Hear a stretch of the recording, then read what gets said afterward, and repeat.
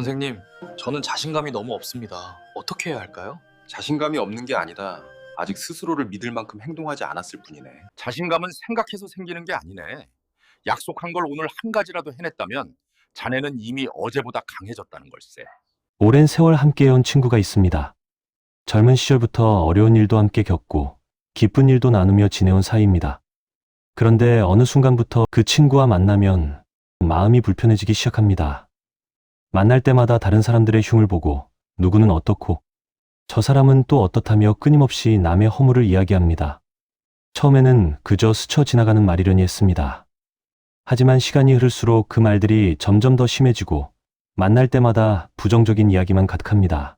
이제는 그 친구를 만나고 나면 오히려 기운이 빠지고 마음이 무거워집니다. 오랜 인연이기에 쉽게 끊을 수도 없고 그렇다고 계속 이대로 지낼 수도 없는 난처한 상황입니다. 여러분 중에서도 이런 경험을 하고 계신 분들이 많으실 것입니다. 나이가 들수록 오래된 친구의 소중함을 더욱 결실히 느끼게 됩니다. 하지만 동시에 그 친구의 변한 모습 때문에 괴로워하기도 합니다. 정말 어려운 문제입니다. 의리를 지켜야 한다는 마음과 나 자신의 평안을 지켜야 한다는 마음 사이에서 더 갈등하게 됩니다. 다산 정약용 선생께서는 이러한 문제에 대해 깊이 있는 가르침을 남기셨습니다. 18년의 긴 유배 생활 동안 수많은 사람들을 관찰하시고 인간관계의 본질에 대해 깊이 성찰하신 선생의 지혜가 여러분께 명확한 답을 드릴 것입니다. 오늘 이 영상을 끝까지 보시면 의리도 저버리지 않으면서 동시에 자신의 마음도 지키는 구체적인 방법을 배우실 수 있습니다. 그 방법이 무엇인지 궁금하시다면 지금 구독과 좋아요 버튼을 눌러주십시오. 다산 선생의 더 깊은 가르침을 계속 받으실 수 있습니다. 선생께서는 여유당전서에 담긴 가르침 중 법과의 관계, 사람을 대하는 지혜에 관한 내용을 풍부하게 남기셨습니다. 선생께서는 진정한 법이 무엇인지, 어떤 사람과 가까이해야 하고 어떤 사람과는 거리를 두어야 하는지에 대해 명확한 기준을 제시하셨습니다.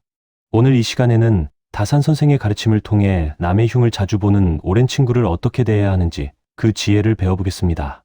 선생께서 제시하신 방법은 단순히 관계를 끊거나 참고 지내라는 것이 아닙니다. 훨씬 더 깊이 있고 근본적인 해결책이 있습니다. 이 해결책을 알게 되면 여러분은 오랜 친구와의 관계를 지혜롭게 정리할 수 있을 뿐만 아니라 앞으로의 모든 인간관계에서도 중심을 잃지 않고 평안을 유지하실 수 있을 것입니다. 선생께서는 목민심서와 여유당전서를 통해 사람의 됨됨이를 판단하는 기준을 분명히 제시하셨습니다. 특히 여유당전서의 교훈론에서는 벗을 사귀는 원칙에 대해 상세히 기록하셨습니다. 선생께서는 사람을 사귈 때 그 사람의 말을 듣는 것이 가장 중요하다고 하셨습니다. 어떤 말을 자주 하는지, 무엇에 대해 이야기하기를 좋아하는지를 보면 그 사람의 마음속을 알 수 있다는 것입니다. 남의 허물을 들추어내고 흉을 보기 좋아하는 사람은 그 마음속에 이미 어두운 것이 가득 차 있다고 하셨습니다. 선생께서 특별히 경계하신 것은 참수하는 사람, 즉 남을 헐뜯고 비방하기를 즐기는 사람이었습니다. 유배지에서 선생께서는 이런 류의 사람들을 많이 보셨습니다.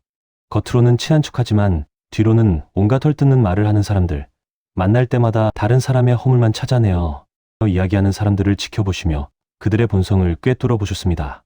선생께서는 이런 사람들과 가까이 지내면 자신도 모르게 그 영향을 받아 마음이 병들게 된다고 경고하셨습니다. 그렇다면 오랜 친구라는 이유만으로 계속 그 관계를 유지해야 할까요? 아니면 과감히 인연을 끊어야 할까요? 선생께서 제시하신 답은 이 두 가지 극단 사이에 있지 않습니다. 선생께서는 훨씬 더 지혜로운 방법을 가르쳐 주셨습니다. 이 방법을 따르면 여러분은 의리도 저버리지 않으면서 동시에 자신의 마음도 지킬 수 있습니다.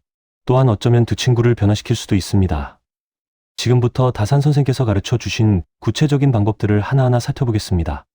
이 가르침을 끝까지 들으시면 여러분은 지금 겪고 계신 고민에서 벗어날 수 있을 것입니다. 더 나아가 앞으로 어떤 사람과 가까이 지내야 하고 어떤 사람과는 거리를 두어야 하는지에 대한 명확한 기준을 갖게 되실 것입니다. 이는 남은 인생을 평안하게 살아가는 데 있어서 가장 중요한 지혜 중 하나입니다. 선생께서 18년 유배 생활을 통해 얻으신 깨달음을 여러분께 온전히 전해드리겠습니다. 나이 들어서의 우정은 젊었을 때와는 다릅니다. 이제는 많은 사람을 사귈 필요도 없고 억지로 관계를 유지할 이유도 없습니다.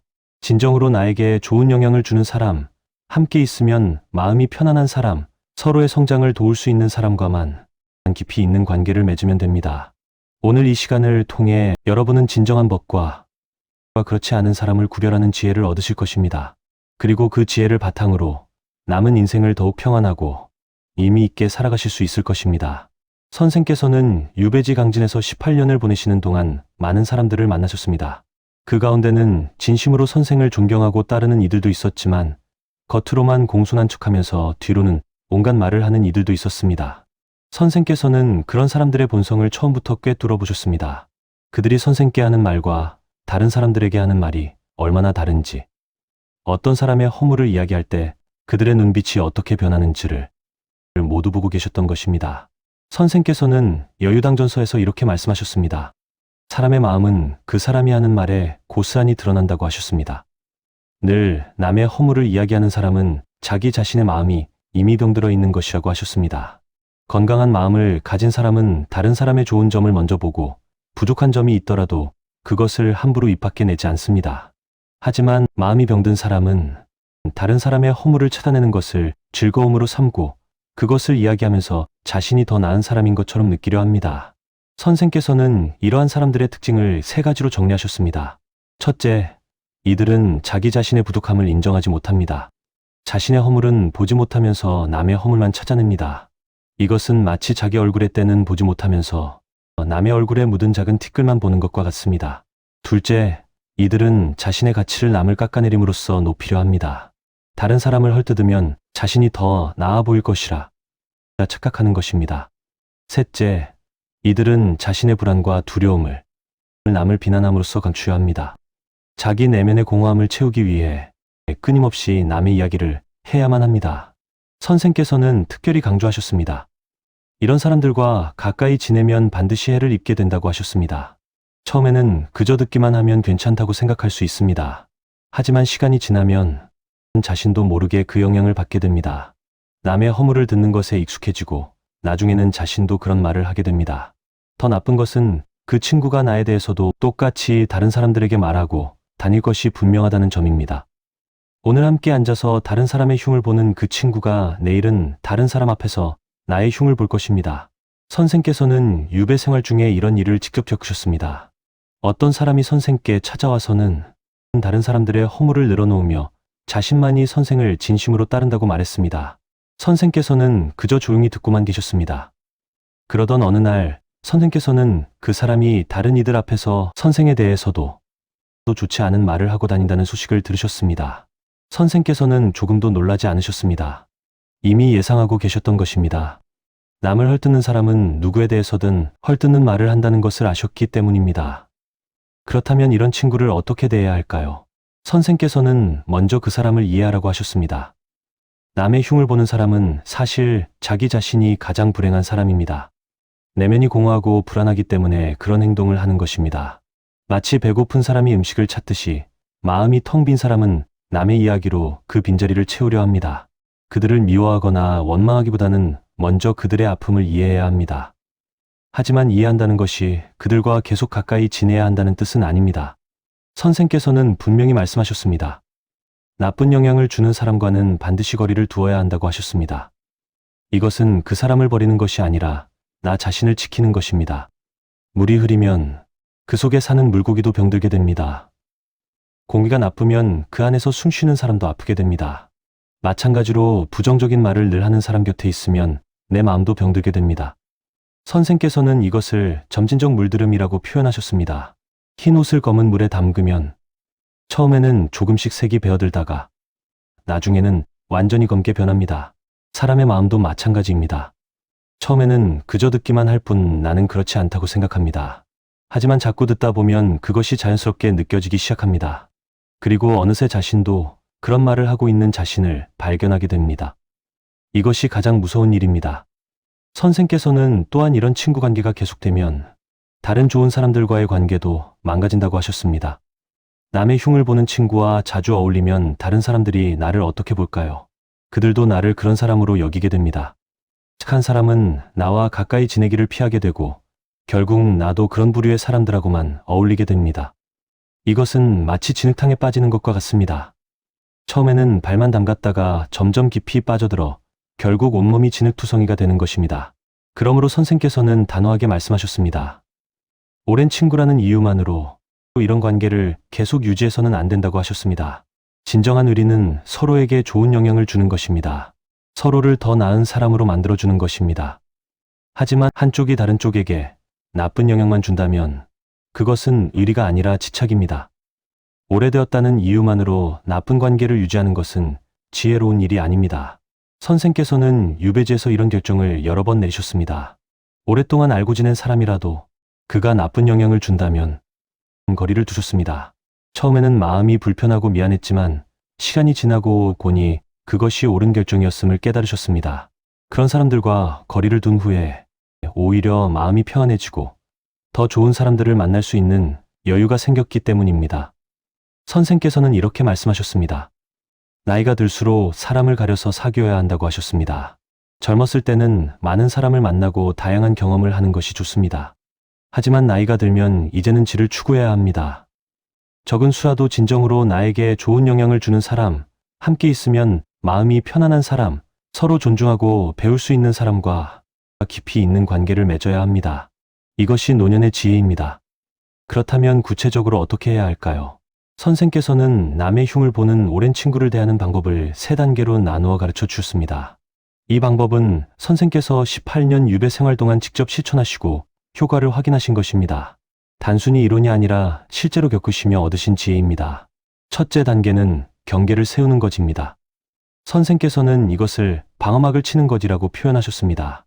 그 친구가 다른 사람의 흉을 보기 시작하면 즉시 대화의 방향을 바꾸어야 합니다. 직접적으로 나무라거나 타박하는 것이 아닙니다. 그저 조용히 다른 이야기로 화제를 돌리는 것입니다. 예를 들어 그 친구가 누군가의 허물을 이야기하면 그런 일도 있었군요. 그런데 요즘 날씨가 참 좋지 않습니까? 라고 자연스럽게 다른 주제로 넘어가는 것입니다. 이렇게 하면 2가지 효과가 있습니다. 하나는 내가 그런 이야기에 동조하지 않는다는 것을 은근히 알리는 것입니다. 다른 하나는 내 마음이 그런 부정적인 말에 물들지 않도록 보호하는 것입니다. 선생께서는 이것을 귀를 닫는 것이라고 하셨습니다. 물리적으로 듣지 않을 수는 없지만 마음으로 받아들이지 않는 것입니다. 마치 빗방울이 기와 지붕에 떨어졌다가 그대로 흘러내리듯이 그런 말들이 내 귓가를 스쳐 지나가게 하되 내 마음속에 머물지 않게 하는 것입니다. 선생께서는 유배지에서 이 방법을 자주 사용하셨습니다. 어떤 사람이 찾아와서 다른 사람들의 허물을 늘어놓으면 선생께서는 그저 그렇습니까? 라고만 하시고는 책 이야기나 학문 이야기로 화제를 돌리셨습니다. 처음에는 그 사람도 계속 그런 이야기를 하려 했지만 선생께서 반응하지 않으시자 점차 그런 이야기를 줄이게 되었습니다. 사람은 상대방이 관심을 보이지 않으면 그 이야기를 계속하기 어렵기 때문입니다. 하지만 이 첫째 단계만으로는 부족할 때가 있습니다. 아무리 화제를 돌려도 그 친구가 계속해서 남의 흉을 보고 만날 때마다 부정적인 이야기만 한다면 둘째 단계로 넘어가야 합니다. 둘째 단계는 거리를 조절하는 것입니다. 선생께서는 이것을 만남의 빈도를 줄이는 것이라고 하셨습니다. 이것은 관계를 끊는 것이 아닙니다. 다만 만나는 횟수를 줄이고 만나는 시간을 짧게 하는 것입니다. 일주일에 한 번 만났다면 한 달에 한 번으로 줄이는 것입니다. 2시간씩 만났다면 1시간으로 줄이는 것입니다. 선생께서는 이것을 약을 줄이듯 관계를 줄인다고 표현하셨습니다. 갑자기 끊으면 서로에게 상처가 되지만 조금씩 줄여나가면 자연스럽게 적절한 거리가 만들어집니다. 선생께서는 거리를 조절할 때 중요한 원칙을 하나 말씀하셨습니다. 그것은 솔직하되 부드럽게입니다. 그 친구가 만나자고 할 때 거짓말로 핑계를 대서는 안 됩니다. 대신 요즘 몸이 좋지 않아서 사람 만나는 것을 줄이고 있습니다. 혹은 요즘 개인적으로 정리할 일이 많아서 한동안 조용히 지내려 합니다라고 솔직하게 말하는 것입니다. 이렇게 하면 상대방도 이해할 수 있고 나도 거짓말의 부담에서 벗어날 수 있습니다. 선생께서는 유배 생활 중에 이 방법을 여러 번 사용하셨습니다. 어떤 사람들과는 자주 만나시고 어떤 사람들과는 거리를 두셨습니다. 그것은 그 사람의 신분이나 지위 때문이 아니었습니다. 오직 그 사람이 선생께 어떤 영향을 주는가에 따라 결정하셨습니다. 좋은 영향을 주는 사람과는 더 자주 만나시고 나쁜 영향을 주는 사람과는 거리를 두셨습니다. 이것이 선생의 원칙이었습니다. 하지만 때로는 이 둘째 단계로도 충분하지 않을 때가 있습니다. 거리를 두었는데도 그 친구가 계속 찾아오고 만날 때마다 여전히 남의 흉만 본다면 셋째 단계로 넘어가야 합니다. 셋째 단계는 명확하게 선을 긋는 것입니다. 선생께서는 이것을 단호한 결단이라고 하셨습니다. 이 단계에서는 그 친구에게 직접 말해야 합니다.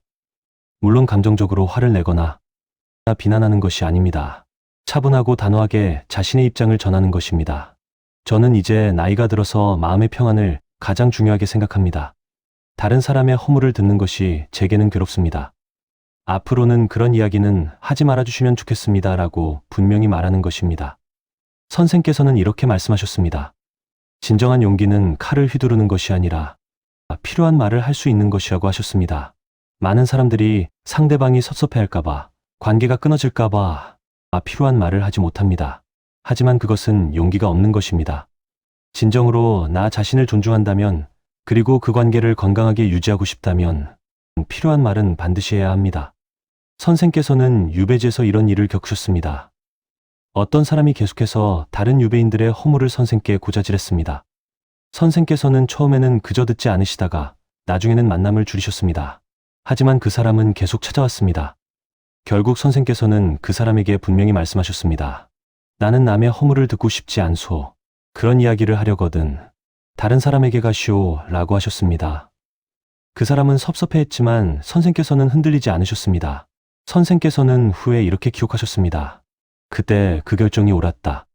그 후로 내 마음이 훨씬 편안해졌고 정말 좋은 사람들과 더 깊은 관계를 맺을 수 있었다고 하셨습니다. 나쁜 관계를 정리하니 좋은 관계가 들어올 공간이 생긴 것입니다. 선생께서는 이 세 단계를 거치면서 중요한 원칙을 하나 더 말씀하셨습니다. 그것은 미움이 아닌 경계입니다. 그 친구와 거리를 두는 것이 그 사람을 미워하거나 원망해서가 아니라는 것입니다. 단지 나 자신을 지키기 위한 것이고 내 마음의 평안을 유지하기 위한 것입니다. 그러므로 거리를 두면서도 그 사람에 대한 기본적인 예의와 존중은 잃지 말아야 합니다. 선생께서는 이렇게 비유하셨습니다.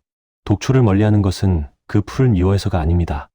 그 풀도 자연의 일부이고 나름의 쓰임이 있을 것입니다. 다만 나에게는 해롭기 때문에 가까이 하지 않는 것뿐입니다. 마찬가지로 남의 흉을 보는 친구를 멀리하는 것도 그 사람을 미워해서가 아니라 나를 보호하기 위한 것입니다. 또한 선생께서는 이 과정에서 자기 성찰의 중요성을 강조하셨습니다. 그 친구가 남의 흉을 볼 때 나는 어떤 태도를 보였는지 돌아보아야 합니다. 혹시 내가 맞장구를 쳐주거나 관심을 보인 것은 아닌지, 그래서 그 친구가 계속 그런 이야기를 하게 만든 것은 아닌지 반성해야 합니다. 때로는 우리 자신이 그런 관계를 만드는데 일조했을 수 있기 때문입니다. 선생께서는 여유당전서에서 이렇게 기록하셨습니다.